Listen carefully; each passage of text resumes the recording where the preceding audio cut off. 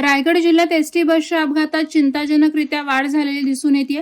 काही दिवसांपूर्वी Alibag ST stand समोर 2 एसटी बसमध्ये चिरडून परसोली येथील दुचाकीस्वार मृत्युमुखी पडला होता।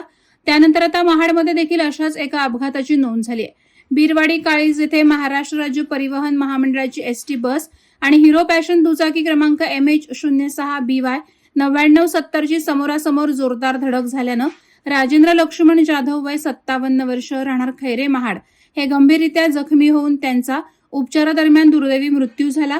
याबाबत महाड MIDC पोलीस ठाण्यात एसटी बस चालक किरण श्रीमंत गायकवाड व 41 वर्ष राहणार नवेनगर महाड याच्या विरोधात तक्रार दाखल करण्यात आली।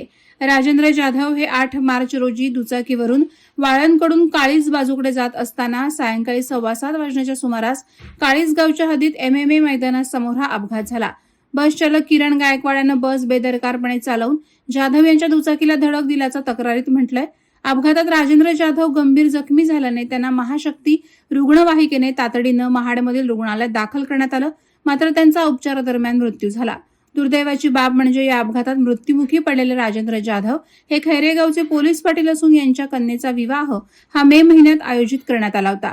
त्यातच आता त्यांच्या कन्येचं लग्नाच्या तोंडावरच पितृछत्र हरपल्यानं परिसरात हळहळ व्यक्त केली जात आहे। मुलीचा विवाह लावून तिला सासरी पाठवण्यापूर्वीच त्यांनी या जगाचा निरोप घेतला असल्यानं जाधव कुटुंबावर दुःखाचा डोंगर कोसळलाय। याबाबत महाड MIDC पोलीस ठाण्यात नोंद करण्यात आली असून अधिक तपास सहाय्यक पोलीस निरीक्षक जीवन माने यांच्या मार्गदर्शनाखाली पोलीस हवालदार VV पवार करत आहेत। वादळवारा लाईव्हसाठी न्यूज ब्युरो महाड। नवी मुंबई व रायगड जिल्ह्यातील ताज्या बातम्या आणि घडामोडींसाठी सबस्क्राईब करा वादळवारा लाईव्ह चॅनल आणि दाबा बेल आयकॉन।